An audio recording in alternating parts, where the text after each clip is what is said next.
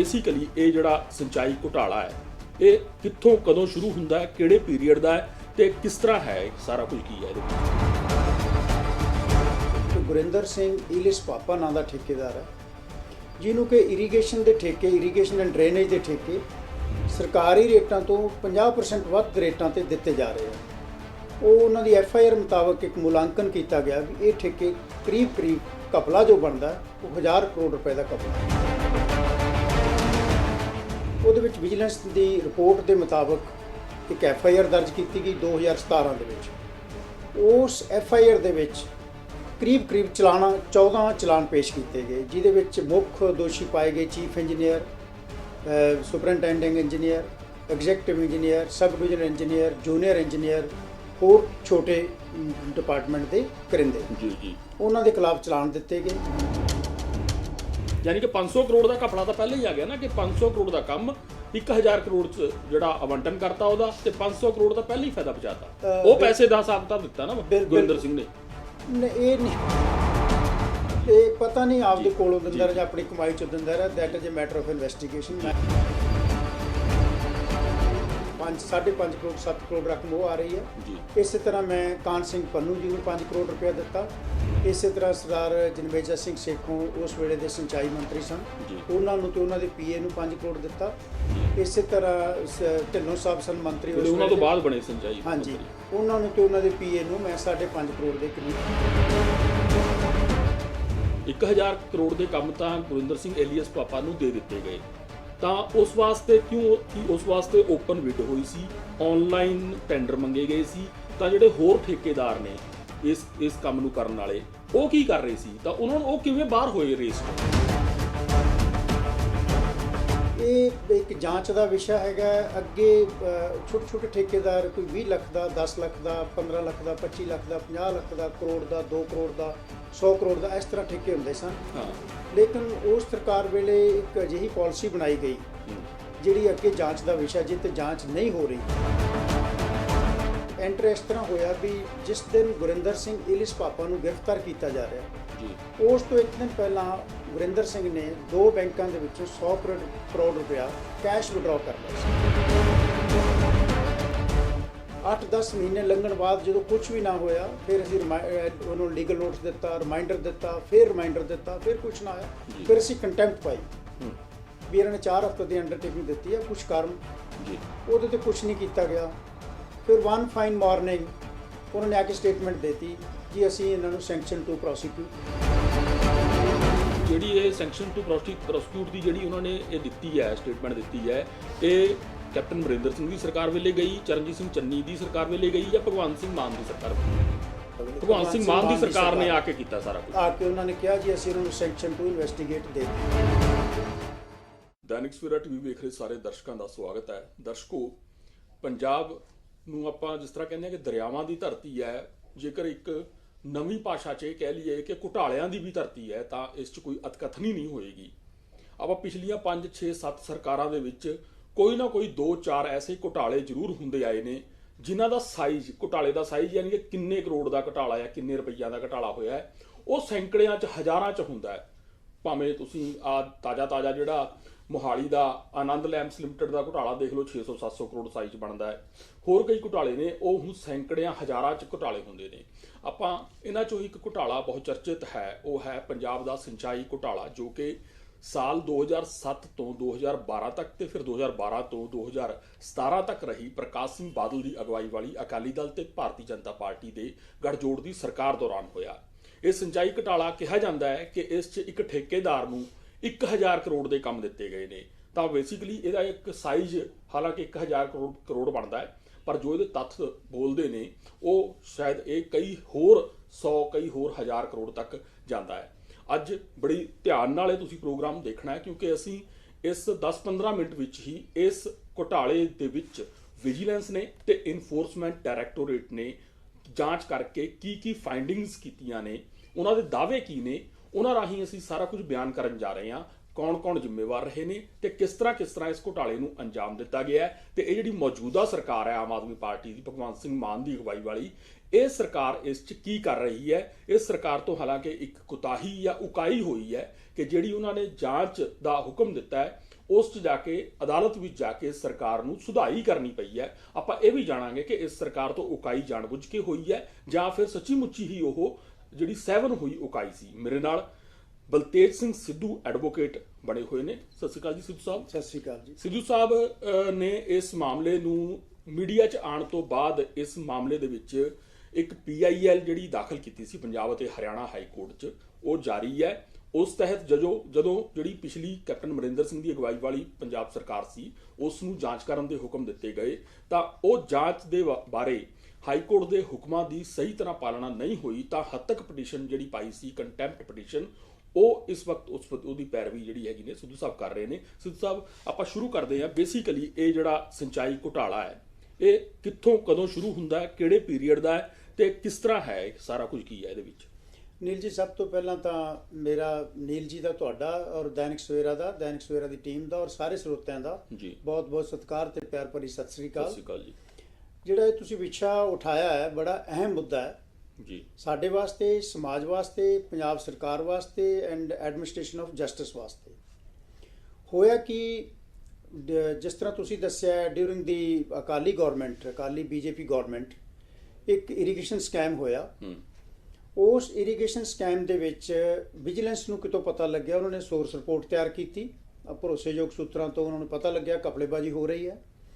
ਉਸ source report ਦੇ ਵਿੱਚ ਇਹ ਪਤਾ ਲੱਗਿਆ ਵੀ ਇੱਕ ਗੁਰਿੰਦਰ ਸਿੰਘ ਇਲਿਸ ਪਾਪਾ ਨਾਂ ਦਾ ਠੇਕੇਦਾਰ ਹੈ, ਜਿਹਨੂੰ ਕਿ ਇਰੀਗੇਸ਼ਨ ਐਂਡ ਡਰੇਨੇਜ ਦੇ ਠੇਕੇ ਸਰਕਾਰੀ ਰੇਟਾਂ ਤੋਂ 50% ਵੱਧ ਰੇਟਾਂ ਤੇ ਦਿੱਤੇ ਜਾ ਰਹੇ ਆ। ਉਹ ਉਹਨਾਂ ਦੀ FIR ਮੁਤਾਬਕ ਇੱਕ ਮੁਲਾਂਕਣ ਕੀਤਾ ਗਿਆ ਵੀ ਇਹ ਠੇਕੇ ਕਰੀਬ ਘਪਲਾ ਜੋ ਬਣਦਾ ਉਹ 1000 ਕਰੋੜ ਰੁਪਏ ਦਾ ਘਪਲਾ ਹੈ। ਉਹਦੇ ਵਿੱਚ ਵਿਜੀਲੈਂਸ ਦੀ ਰਿਪੋਰਟ ਦੇ ਮੁਤਾਬਕ ਇੱਕ FIR ਦਰਜ ਕੀਤੀ ਗਈ 2017 ਦੇ ਵਿੱਚ। ਉਸ FIR ਦੇ ਵਿੱਚ ਕਰੀਬ 14 ਚਲਾਨ ਪੇਸ਼ ਕੀਤੇ ਗਏ, ਜਿਹਦੇ ਵਿੱਚ ਮੁੱਖ ਦੋਸ਼ੀ ਪਾਏ ਗਏ chief engineer, superintending engineer, executive engineer, sub divisional engineer, junior engineer, ਹੋਰ ਛੋਟੇ ਡਿਪਾਰਟਮੈਂਟ ਦੇ ਕਰਿੰਦੇ ਜੀ ਉਹਨਾਂ ਦੇ ਖਿਲਾਫ ਚਲਾਨ ਦਿੱਤੇ ਗਏ। ਪਰ ਸਾਈਮਲਟੇਨੀਅਸਲੀ ਕੀ ਹੋਇਆ ਸੀ, ਜਦੋਂ ਗੁਰਿੰਦਰ ਸਿੰਘ ਏਲੀਅਸ ਪਾਪਾ ਨੂੰ ਗ੍ਰਿਫਤਾਰ ਕੀਤਾ ਗਿਆ ਵਿਜੀਲੈਂਸ ਵੱਲੋਂ। ਇਹ ਜਿਹੜੀ ਗੱਲ ਹੈ, ਜਿਹੜੀ FIR ਦਰਜ ਕੀਤੀ ਗਈ ਵਿਜੀਲੈਂਸ ਵੱਲੋਂ, ਇਹ ਜਦੋਂ ਪ੍ਰਕਾਸ਼ ਸਿੰਘ ਬਾਦਲ ਦਾ ਰਜਾਇਮ ਜਾ ਚੁੱਕਾ ਸੀ ਤੇ ਕੈਪਟਨ ਅਮਰਿੰਦਰ ਸਿੰਘ ਦੀ ਅਗਵਾਈ 'ਚ ਕਾਂਗਰਸ ਦੀ ਸਰਕਾਰ ਆ ਚੁੱਕੀ ਸੀ ਤੇ ਕਾਂਗਰਸ ਸਰਕਾਰ ਨੇ ਕੀਤਾ ਤਾਂ ਇਹ FIR ਕਾਂਗਰਸ ਸਰਕਾਰ ਦੇ ਦੌਰਾਨ ਜਾਂਚ ਵਿਜੀਲੈਂਸ ਨੇ ਜਿਹੜੀ ਹੈਗੀ ਆ ਉਹ ਅਕਾਲੀ ਦਲ ਦੀ ਸਰਕਾਰ ਸਮੇਂ ਹੀ ਸ਼ੁਰੂ ਕਰ ਦਿੱਤੀ ਸੀ, ਅੰਦਰੂਨੀ ਤੌਰ ਤੇ ਸਰਕਾਰ ਨੂੰ ਦੱਸੇ ਬਿਨਾ, ਜੇ ਮੈਂ ਗਲਤ ਨਾ ਹੋਵਾਂ ਤਾਂ। ਮੈਨੂੰ ਇਸ ਚੀਜ਼ ਦਾ ਨਹੀਂ ਪਤਾ ਸਰਕਾਰ ਨੂੰ ਸਹਿਮਤੀ 'ਚ ਲੈ ਕੇ ਕੀਤੀ ਹੈ ਜਾਂ ਦੱਸੇ ਤੋਂ ਬਗੈਰ ਕੀਤੀ ਜਾਂ ਦੱਸ ਕੇ ਕੀਤੀ, ਪਰ ਉਹਨਾਂ ਦੀ ਜਾਂਚ ਚੱਲ ਰਹੀ ਸੀ ਜੀ। ਤਾਂ ਗੁਰਿੰਦਰ ਸਿੰਘ ਪਾਪਾ ਨੂੰ ਗ੍ਰਿਫਤਾਰ ਕੀਤਾ ਗਿਆ। ਗ੍ਰਿਫਤਾਰ ਕਰਕੇ ਉਹ ਪੁੱਛ ਪੜਤਾਲ ਦੇ ਦੌਰਾਨ ਉਹਦੇ ਕੋਲੇ ਜੋ ਤੱਥ ਸਾਹਮਣੇ ਆਏ, ਉਹ ਕਹਿੰਦਾ ਵੀ ਇਸ ਸਕੈਮ ਦੇ ਵਿੱਚੋਂ ਜਾਂ ਇਸ ਕਮਾਈ ਦੇ ਵਿੱਚੋਂ ਮੈਂ ਕੁਝ ਪੈਸੇ 3 ਸੀਨੀਅਰ ਬਿਊਰੋਕਰੈਟਸ ਨੂੰ ਦਿੰਦਾ ਰਿਹਾ। ਮੈਂ ਇੱਕ ਸੈਕਿੰਡ ਲਵਾਂਗਾ ਕਿ ਪੈਸੇ ਕਿਹੜੇ, ਜਿਹੜੇ ਇੱਕ ਤਾਂ ਇੱਕੋ ਬੰਦੇ ਨੂੰ ਦਿੱਤਾ ਗਿਆ ਇਹ ਸਾਰਾ ਠੇਕਾ ਗੁਰਿੰਦਰ ਸਿੰਘ ਏਲੀਅਸ ਪਾਪਾ ਨੂੰ, ਜੇ 500 ਕਰੋੜ ਦਾ ਕੰਮਕਾਰ ਸੀ ਤਾਂ ਉਹ 100 ਕਰੋੜ 1000 ਕਰੋੜ ਚ 100 ਕਰੋੜ ਚ ਦਿੱਤਾ ਗਿਆ, 1000 ਕਰੋੜ ਚ ਦਿੱਤਾ ਗਿਆ।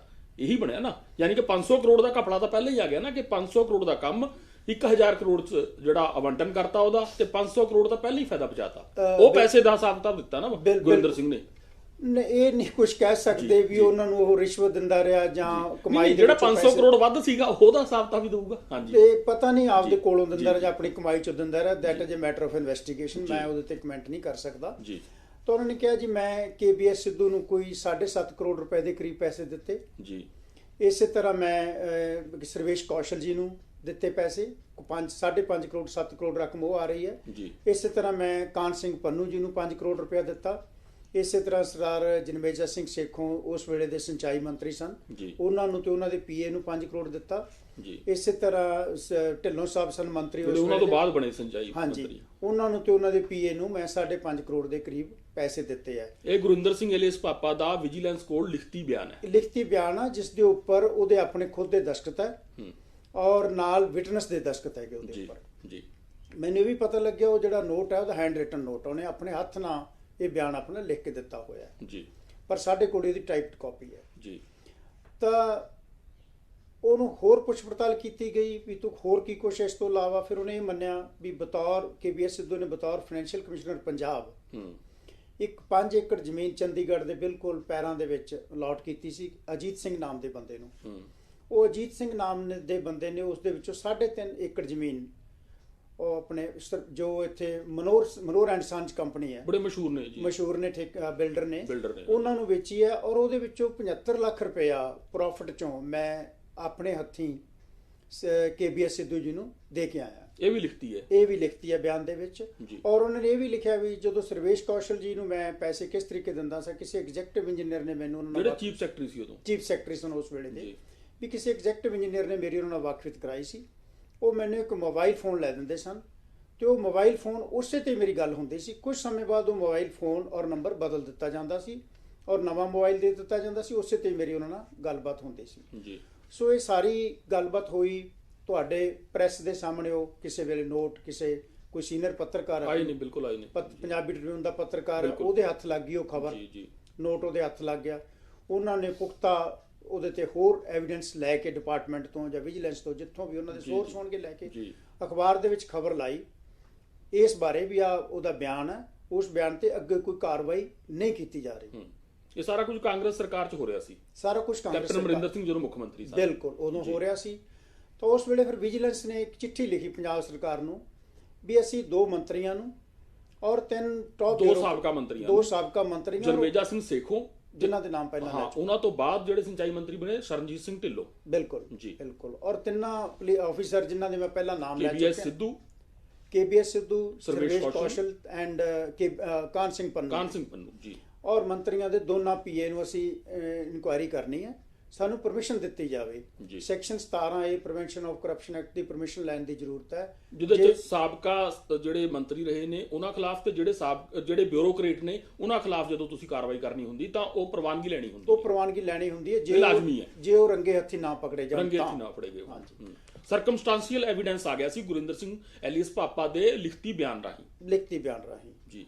ਤਾਂ ਸਰਕਾਰ ਵੱਲੋਂ ਉਹਦੇ ਤੇ ਕੋਈ ਵਿਜੀਲੈਂਸ ਵਾਰ-ਵਾਰ ਉਹ ਮੰਗ ਕਰਦੀ ਰਹੀ, ਸਰਕਾਰ ਵੱਲੋਂ ਉਹਦੇ ਤੇ ਕੋਈ ਪੈਰਵਾਈ ਨਹੀਂ ਹੋਈ। ਤਾਂ ਬਠਿੰਡਾ ਡਿਸਟ੍ਰਿਕਟ ਤੋਂ 2 ਚੱਕ ਮਹਾਰਾਜ ਤੋਂ ਜ਼ਿਮੀਂਦਾਰ ਹਰਮੀਤ ਸਿੰਘ ਸਨ, ਅੱਜ ਕੱਲ੍ਹ ਕੈਨੇਡਾ ਰਹਿ ਰਹੇ ਆ ਜੀ। ਉਹਨਾਂ ਨੂੰ ਪਤਾ ਲੱਗਿਆ, ਉਹ ਬੜੇ ਅੱਛੀ ਸੋਚ ਵਾਲੇ ਬੰਦੇ ਆ ਵੀ ਕੀ ਕੁਝ ਹੋ ਰਿਹਾ ਹੈ। ਉਹ 2-3 ਹੋਰ ਜ਼ਿਮੀਂਦਾਰ ਇਕੱਠੇ ਹੋ ਕੇ ਮੇਰੇ ਕੋਲ ਆਏ।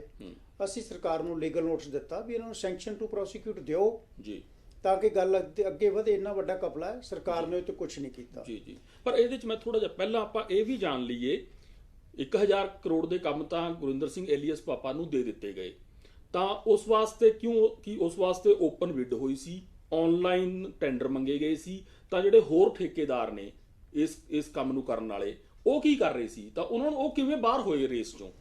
ਇਹ ਇੱਕ ਜਾਂਚ ਦਾ ਵਿਸ਼ਾ ਹੈਗਾ। ਅੱਗੇ ਛੋਟੇ ਠੇਕੇਦਾਰ ਕੋਈ 20 ਲੱਖ ਦਾ, 10 ਲੱਖ ਦਾ, 15 ਲੱਖ ਦਾ, 25 ਲੱਖ ਦਾ, 50 ਲੱਖ ਦਾ, ਕਰੋੜ ਦਾ, 2 ਕਰੋੜ ਦਾ, 100 ਕਰੋੜ ਦਾ, ਇਸ ਤਰ੍ਹਾਂ ਠੇਕੇ ਹੁੰਦੇ ਸਨ। ਲੇਕਿਨ ਉਸ ਸਰਕਾਰ ਵੇਲੇ ਇੱਕ ਅਜਿਹੀ ਪਾਲਿਸੀ ਬਣਾਈ ਗਈ ਜਿਹੜੀ ਅੱਗੇ ਜਾਂਚ ਦਾ ਵਿਸ਼ਾ, ਜੇ ਤੇ ਜਾਂਚ ਨਹੀਂ ਹੋ ਰਹੀ, ਅਕਾਲੀ ਭਾਜਪਾ ਸਰਕਾਰ ਵੇਲੇ ਹਾਂਜੀ ਇੱਕ ਪਾਲਿਸੀ ਬਣਾਈ ਗਈ। ਉਸ ਪਾਲਿਸੀ ਦਾ ਤੇ ਇਹ ਕੀਤਾ ਗਿਆ ਵੀ ਕਿਉਂ ਨਾ ਇਕੱਠੇ ਠੇਕੇ ਦਿੱਤੇ ਜਾਣ, ਕਲੱਬ ਕਰ ਦਿੱਤਾ ਜਾਵੇ। ਜੇ ਡਰੇਨੇਜ ਡਿਪਾਰਟਮੈਂਟ ਦਾ ਸਪੋਜ਼ ਇੱਕ ਸਰਕਲ ਦਾ ਕੰਮ ਆ ਤਾਂ ਸਰਕਲ ਦਾ ਇੱਕੋ ਠੇਕੇਦਾਰ ਨੂੰ ਇੱਕੋ ਠੇਕਾ ਦਿੱਤਾ ਜਾਵੇ ਜੀ। ਇਸੇ ਤਰ੍ਹਾਂ ਇਰੀਗੇਸ਼ਨ ਡਿਪਾਰਟਮੈਂਟ ਦਾ ਕੋਈ ਸਰਕਲ ਦਾ ਕੰਮ ਹੈ ਜਾਂ 2-3 ਸਰਕਲਾਂ ਦਾ ਕੰਮ ਹੈ, ਤਾਂ ਕਿ ਬਹੁਤ ਵੱਡਾ ਠੇਕਾ ਹੋ ਸਕੇ ਜੀ। ਤਾਂ ਉਸ ਵਾਸਤੇ ਐਲੀਜੀਬਿਲਿਟੀ ਵੀ that is also creates a doubt in the mind of common man ਵੀ ਗੁਰਿੰਦਰ ਸਿੰਘ ਐਲੀਅਸ ਪਾਪਾ ਨੂੰ ਹੀ ਕਿਉਂ ਐਲੀਜੀਬਲ ਕੀਤਾ ਗਿਆ, ਮਤਲਬ ਹੋਰ ਕੋਈ ਬੰਦਾ ਐਲੀਜੀਬਲ ਕਿਉਂ ਨਾ ਹੋ ਸਕੇ, ਬਾਕੀ ਲੋਕ ਕਿੱਥੇ ਚਲੇ ਗਏ?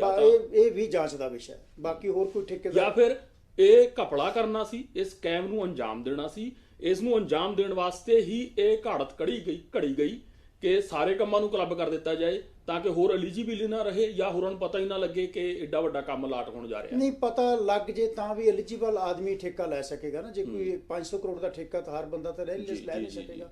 ਉਹਨੇ 500 ਕਰੋੜ ਦਾ ਪਹਿਲਾਂ ਕੰਮ ਕੀਤਾ, ਉਹਦੇ ਪਾਸ ਸਰਟੀਫਿਕੇਟ ਹੋਵੇ, ਉਹ ਐਲੀਜੀਬਿਲਟੀਆਂ ਜਿਹੜੀਆਂ ਸ਼ਰਤਾਂ ਸੀ ਕੱਲਾ ਗੁਰਿੰਦਰ ਸਿੰਘ ਪੂਰੀਆਂ ਕਰਦਾ ਸੀ। ਗੁਰਿੰਦਰ ਸਿੰਘ ਜੋ ਐਲੀਜੀਬਿਲਟੀ ਯੋਗਤਾਵਾਂ ਪੂਰੀਆਂ ਕਰਦਾ ਸੀ ਉਸ ਮੁਤਾਬਕ ਨੀਤੀ ਬਣਾਈ ਗਈ। ਬਿਲਕੁਲ ਉਸ ਮੁਤਾਬਕ ਨਹੀਂ, ਜਿਸ ਤਰ੍ਹਾਂ ਨੀਤੀ ਬਣਾਈ ਗਈ ਉਸ ਤਰ੍ਹਾਂ ਗੁਰਿੰਦਰ ਸਿੰਘ ਨੂੰ ਐਲੀਜੀਬਲ ਬਣਾ ਦਿੱਤਾ ਗਿਆ। ਚਲੋ ਜਿੱਦਾਂ ਮਰਜ਼ੀ ਕਰ ਲਓ ਜੀ। ਤਾਂ ਉਹਦੇ ਵਿੱਚ ਅਸੀਂ ਇੱਥੇ ਫਿਰ ਉਹਨਾਂ ਨੇ ਕੋਈ ਸਰਕਾਰ ਦੇ ਕੰਮ ਤੇ ਜੂ ਨਾ ਸਰਕੀ, ਅਸੀਂ ਹਾਈ ਕੋਰਟ ਦੇ ਵਿੱਚ ਇੱਕ ਪਟੀਸ਼ਨ ਪਾਈ, ਪਰਸਨਲ ਇੰਟਰਸਟ ਲਿਟੀਗੇਸ਼ਨ, ਨਾਟ ਪਬਲਿਕ PIL ਨਹੀਂ ਪਾਈ, ਪ੍ਰਾਈਵੇਟ ਲਿਟੀਗੇਸ਼ਨ ਪਾਈ ਵੀ ਸਰਕਾਰ ਤੋਂ ਵਾਰ-ਵਾਰ ਵਿਜੀਲੈਂਸ ਮੰਗ ਕਰ ਰਹੀ ਹੈ ਸੈਂਕਸ਼ਨ ਟੂ ਪ੍ਰੋਸੀਕਿਊਟ ਦੀ ਜੀ ਇਹਨਾਂ ਅਫਸਰਾਂ ਦੇ ਖਿਲਾਫ। ਬੜੇ ਧੜੱਲੇਦਾਰ ਅਫਸਰ ਹੈ, ਚੀਫ ਸੈਕਟਰੀ ਰਹਿ ਚੁੱਕੇ ਉਹਨਾਂ ਚੋਂ 2 ਤਾਂ, ਤੀਜਾ ਚੀਫ ਸੈਕਟਰੀ ਲੈਵਲ ਦਾ ਆਫੀਸਰ ਸੀ, ਐਡੀਸ਼ਨਲ ਚੀਫ ਸੈਕਟਰੀ ਰਹਿ ਚੁੱਕਿਆ ਸੀ, 2 ਸਾਬਕਾ ਮੰਤਰੀ ਹੈ, ਤੇ ਇਹਨਾਂ ਦੇ ਖਿਲਾਫ ਕਾਰਵਾਈ ਹੈ। ਸਰਕਾਰ ਨੂੰ ਹਦਾਇਤ ਕਰੋ ਸੈਂਕਸ਼ਨ ਦੇਣ ਜੀ। ਉਹ ਪ੍ਰਾਈਵੇਟ ਨਿਜ਼ਾਮ ਦੇ ਖਿਲਾਫ ਲੜਨਾ ਬਹੁਤ ਔਖਾ ਹੈ। ਤਾਂ ਕੋਰਟ ਸਾਨੂੰ ਕਹਿੰਦੀ ਵੀ ਤੁਹਾਡਾ ਕੀ ਲੋਕਸ ਸਟੈਂਡ ਹੈ, ਤੁਹਾਡਾ ਕੀ ਢਿੱਡ ਦੁਖਦਾ ਹੈ, ਤੁਸੀਂ ਕਿਉਂ ਆਏ ਹੋ। ਫਿਰ ਅਸੀਂ ਆਪਦਾ ਲੋਕਸ ਤੇ ਉਹਨਾਂ ਨੂੰ ਕੋਰਟ ਨੂੰ ਲਾਅ ਦਿਖਾਇਆ ਵੀ ਵੀ ਆਰ ਟੈਕਸ ਪੇਅਰ, ਸਾਡਾ ਪੈਸਾ ਜਾ ਰਿਹਾ, ਸਰਕਾਰ ਦਾ ਕੋਈ ਆਪਣਾ ਪੈਸਾ ਨਹੀਂ।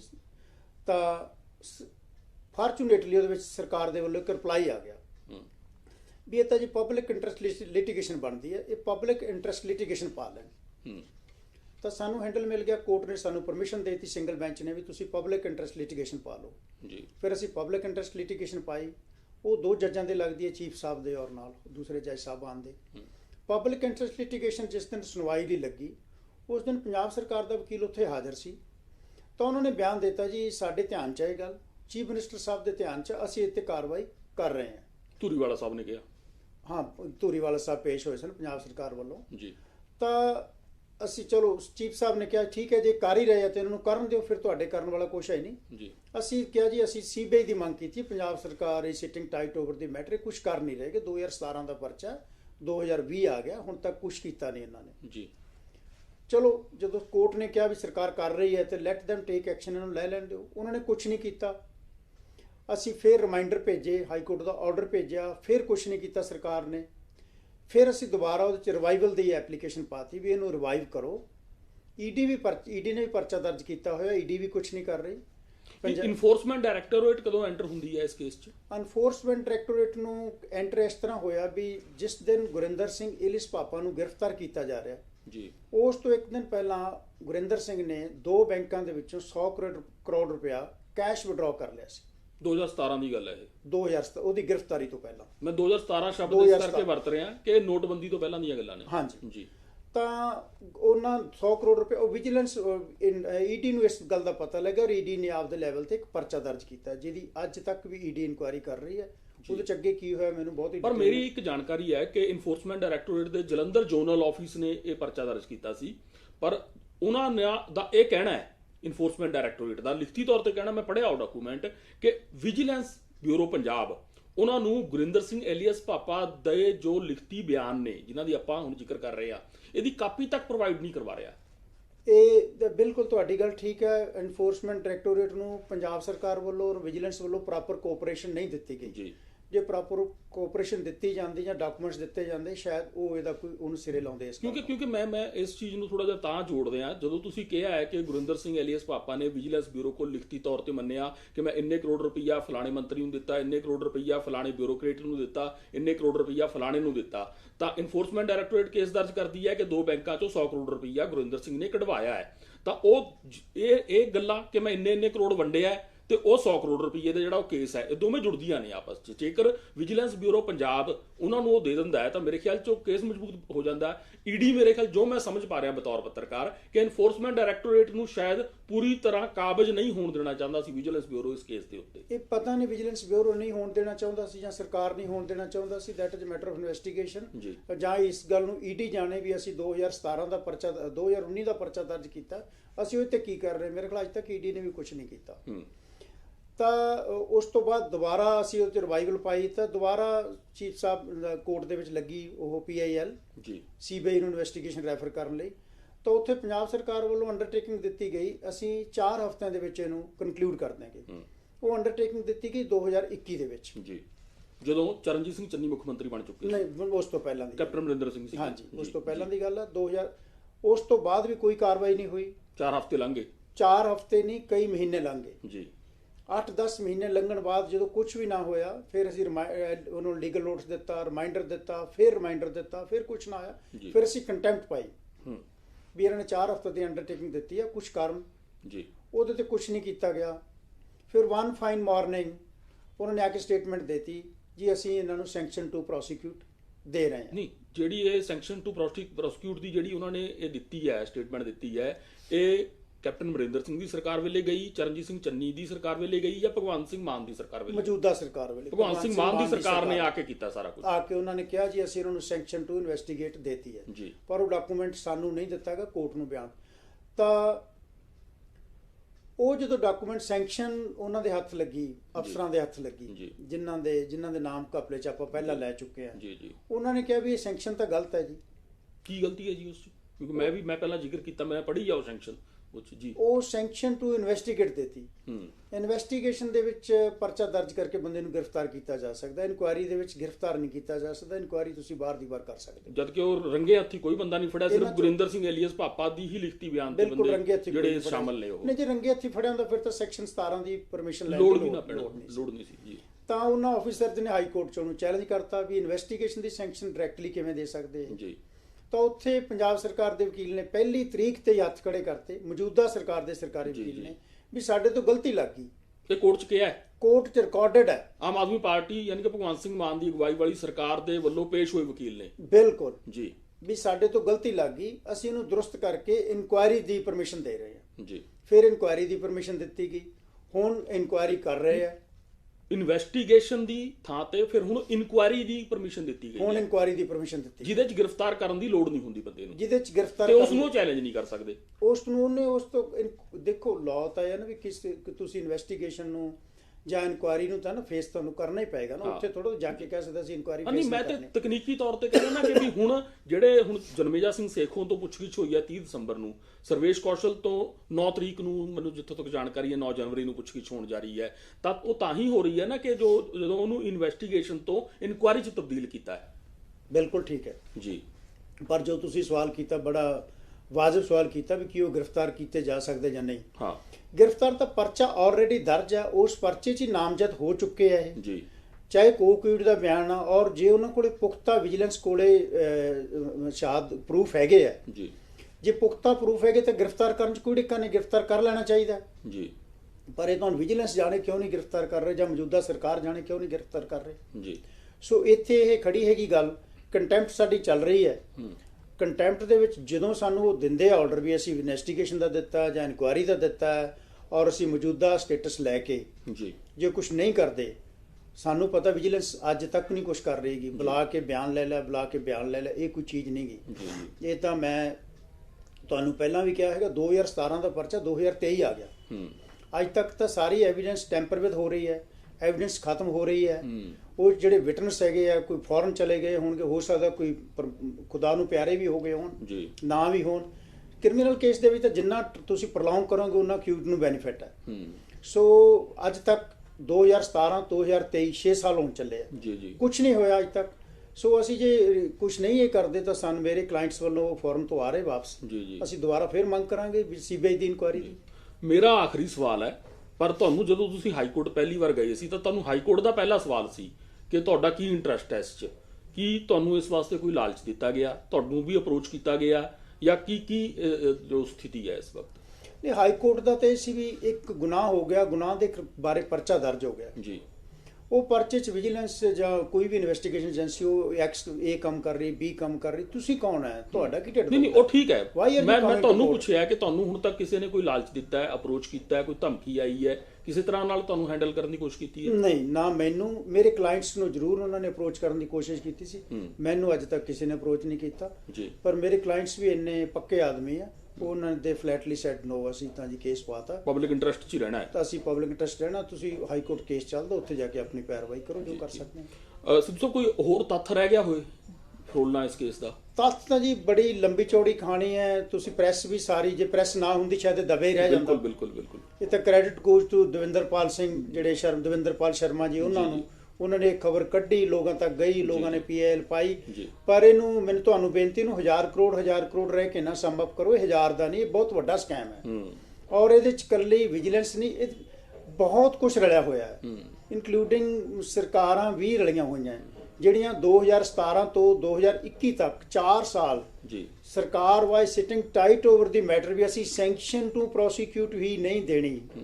ਤਾਂ ਉਹ ਕੀ ਸ਼ੋ ਕਰਦਾ ਹੈ? ਸੈਂਟਰਲ ਵਿਜੀਲੈਂਸ ਕਮਿਸ਼ਨ ਦੀਆਂ ਇੰਸਟਰਕਸ਼ਨਸ ਹੈ, ਜੇ ਤੁਹਾਡੇ ਕੋਲੇ ਸੈਂਕਸ਼ਨ ਟੂ ਪ੍ਰੋਸੀਕਿਊਸ਼ਨ ਦੀ ਮੰਗ ਆਉਂਦੀ ਹੈ, ਤੁਸੀਂ ਉਹਨੂੰ 30 ਦਿਨ ਦੇ ਵਿੱਚ ਇੱਧਰ ਉੱਧਰ ਕਰਨਾ, ਜਾਂ ਦੇਣੀ ਹੈ ਜਾਂ ਨਹੀਂ ਪ੍ਰਵਾਨਗੀ ਜਿਹੜੀ 17 ਇਹਦੀ ਦੇਣੀ ਜਾਂ ਨਹੀਂ ਦੇਣੀ। ਜੀ, ਜੀ। 17 ਇਹਦੀ 19 ਦੀ ਵੀ 30 ਦਿਨਾਂ ਦੇ ਵਿੱਚ ਦੇਣੀ ਹੈ। ਜੀ ਜੀ। ਤਾਂ 4 ਸਾਲ ਸੈਂਕਸ਼ਨ ਟੂ ਪ੍ਰੋਸੀਕਿਊਟ ਹੀ ਨਾ ਦੇਣੀ, ਇਹ ਕੀ ਸ਼ੋਅ ਕੀ ਕਰਦੇ ਹੋ ਤੁਸੀਂ? ਜੀ ਜੀ ਜੀ ਜੀ ਅਸੀਂ ਗੱਲ ਕੀਤੀ ਹੈ ਇਟ ਆਲ ਸ਼ੋਜ਼ ਵੀ ਇਹ ਦ ਕਾਪ ਹੈਜ਼ ਕਨਾਈਵਡ ਵਿਦ ਦੀ ਥੀਫ, ਚੋਰ ਤੇ ਕੁੱਤੀ ਰਲੇ ਹੋਏ ਨੇ। ਜੀ ਜੀ ਅਸੀਂ ਗੱਲ ਕੀਤੀ ਹੈ ਐਡਵੋਕੇਟ ਤੇਜ ਸਿੰਘ ਸਿੱਧੂ ਉਹਨਾਂ ਨਾਲ।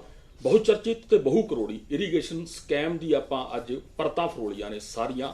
ਇਸ 'ਚ ਆਪਾਂ ਮੈਨੂੰ ਨਹੀਂ ਲੱਗਦਾ ਕਿ ਕੋਈ ਤੱਥ ਹੁਣ ਰਹਿ ਗਿਆ ਹੋਵੇਗਾ। ਇਹ ਹੁਣ ਦੈਨਿਕ ਸਵੇਰਾ ਰਾਹੀਂ ਡਿਜੀਟਲ ਲਾਇਬ੍ਰੇਰੀ ਦਾ ਹਿੱਸਾ ਬਣ ਗਿਆ ਹੈ। ਸਾਡੀ ਕੋਸ਼ਿਸ਼ ਹੈ ਕਿ ਇਸ ਤਰ੍ਹਾਂ ਦੇ ਜਿੰਨੇ ਵੀ ਸਕੈਮ ਨੇ ਉਹਨਾਂ ਨੂੰ ਡਿਜੀਟਲੀ ਜ਼ਰੂਰ ਸਾਂਭਿਆ ਜਾਵੇ, ਤਾਂ ਕਿ ਆਉਣ ਵਾਲੇ ਸਮੇਂ 'ਚ ਵੀ ਲੋਕਾਂ ਨੂੰ ਪਤਾ ਰਹਿੰਦਾ ਰਹੇ ਕਿ ਪਿਛਲੀਆਂ ਸਰਕਾਰਾਂ ਦੇ ਸਮੇਂ ਪੰਜਾਬ ਨੂੰ ਕਿਸ ਤਰ੍ਹਾਂ ਕਥਿਤ ਤੌਰ ਤੇ ਲੁੱਟਿਆ ਜਾਂਦਾ ਰਿਹਾ ਹੈ। ਬਹੁਤ ਸ਼ੁਕਰੀਆ ਜੀ।